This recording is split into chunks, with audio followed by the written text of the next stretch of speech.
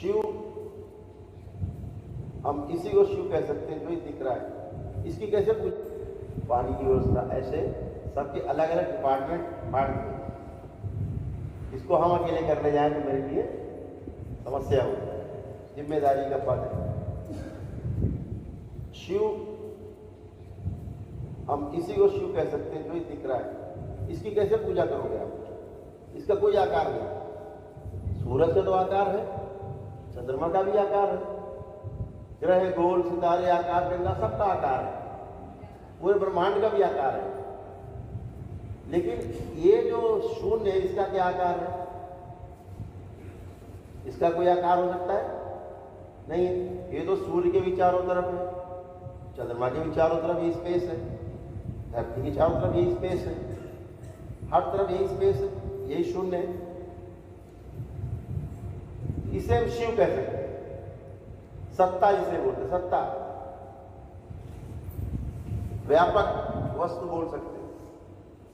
व्यापक वस्तु इसलिए बोलते हैं, इसमें पूरी प्रकृति व्याप्त है। जितना ऐश्वर्य है, जो दिख रही प्रकृति, उसको हम ऐश्वर्य कह सकते हैं, और इस शून्य को हम ईश्वर कह सकते हैं। तो सारा ऐश्वर्य ईश्वर में व्याप्त है, ऐसे कह सकते हैं। तो शिव ये है जो शिव अनादि है। मैंने बताया कि शिव सारी उत्पत्ति का केंद्र है।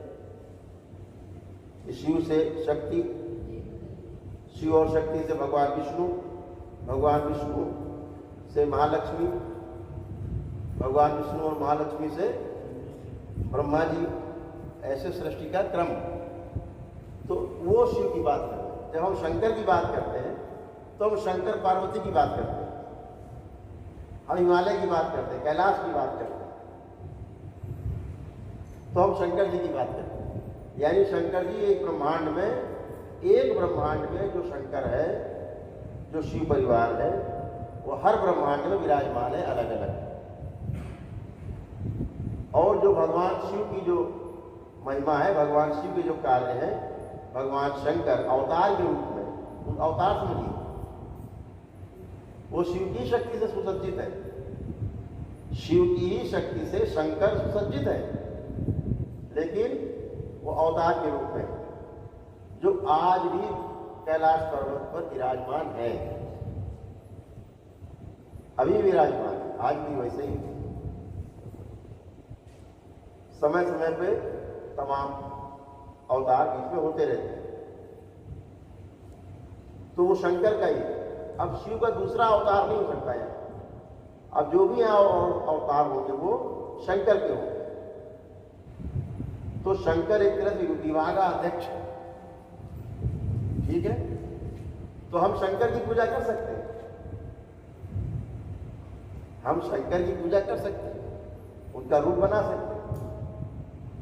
शंकर, पार्वती, गणेश, ऐसे पूरा परिवार, कार्तिकेय, नंदी, ऐसे बना सकते हैं, उनकी पूजा कर सकते हैं। लेकिन शिव की पूजा नहीं। शिव तो हो जाना होता है। शिव तो विचार है। कौन सा विचार है? निर्विचार है। जो शिव है वो निर्विचार है, और जो शंकर है वो विचारों की सर्वोच्च स्थिति है। विचारों की जो सर्वोच्च स्थिति है, उसको हम कहते हैं शंकर। और जहां कोई विचार ही नहीं है, निर्विचार स्थिति है, उसे हम कहते हैं शिव। ये छोटा सा फर्क है दोनों में, शिव और शंकर में। तो शंकर यहाँ की सारी व्यवस्थाओं को, भगवान शंकर, भगवान भोलेनाथ के पुत्र हैं, वो ब्रह्मांड में होने वाली हर घटना के नियंता है। किसे कहाँ मृत्यु मिलनी है, कहाँ किसका जन्म होना है, ऐसा।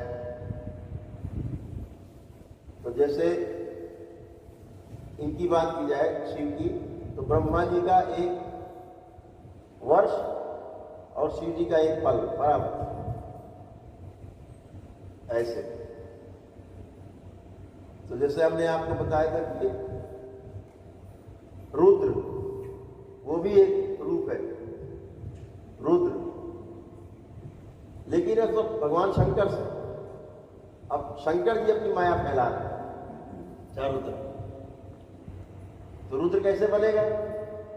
रुद्र बनता है जैसे कोई व्यक्ति, कोई मानव लगातार 100 बार उसको मनुष्य का जन्म मिले, यानी बीच में उसे कभी दूसरा जन्म न मिला हो किसी पशु पक्षी जीव का, मनुष्य का ही जन्म मिले लगातार, और उसने अपने इन 100 जन्मों में कोई भी गलती ना की हो, पाप ना किया हो।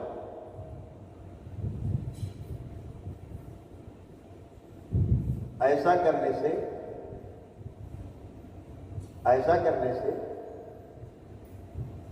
जो इसको पार कर ले जाता है वह ब्रह्म की स्थिति बनती, ब्रह्मा की स्थिति बनती है, एक ब्रह्मा के बराबर शक्ति अर्जित करता है।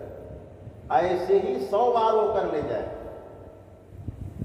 100 बार ब्रह्मा की स्थिति पा ले तो वो रुद्र बनता है। तो रुद्र के 11 अवतार कहे गए, आप पढ़े होंगे, सुने हो। हनुमान जी को हम लोग मानते हैं कि रुद्र के 11वें अवतार। देखिए शिव क्या होता है ना, शक्तियों में दिखती है, शिव दिखते नहीं। यही लीला है ईश्वर, शिव दिखते नहीं, शक्ति दिखती।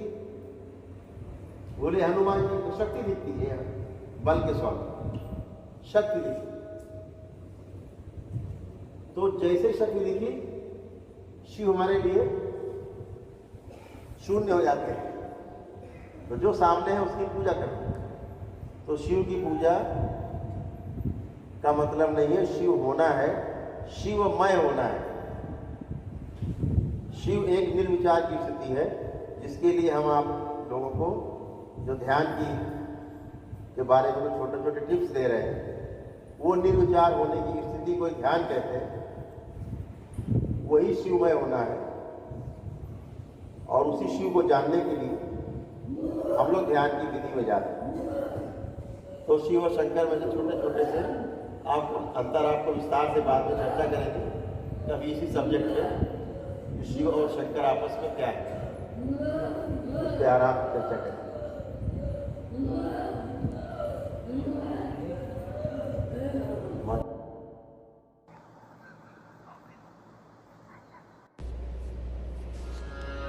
करौली सरकार की जय, श्री राधा रमण की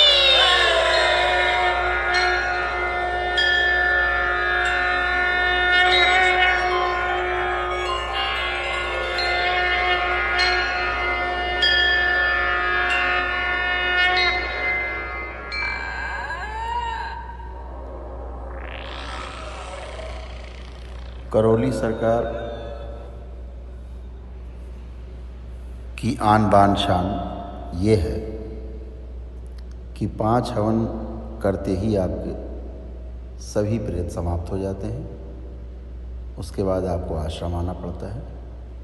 6ठा हवन करने के पश्चात आपके सभी पूर्वज खुल जाते हैं। इसके पश्चात आपको आश्रम आना पड़ता है। उसमें दुष्ट पूर्वजों का संहार हो जाता है। और 7वां हवन करके आपको अमावस्या के दिन आना होता है, जिसमें आपके अच्छे पूर्वजों को मुक्ति मिल जाती है।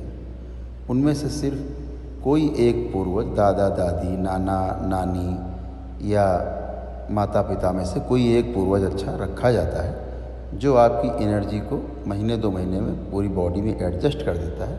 उसके पश्चात आने वाली अमावस्या में उसको भी मुक्ति दे दी जाती है। ये यहाँ की परंपरा है। कृपया इसमें जो चैनल में तमाम ऑडियो पड़े हुए हैं उनको सुन कर के ही आश्रम आएँ और पूरी वर्कशॉप में हिस्सा लें। उसके लिए सुबह 10 बजे आना होता है और 2-3 घंटे, 3 घंटे, 4 घंटे रहना पड़ता है। पूरा समझ के ही चिकित्सा करें। धन्यवाद।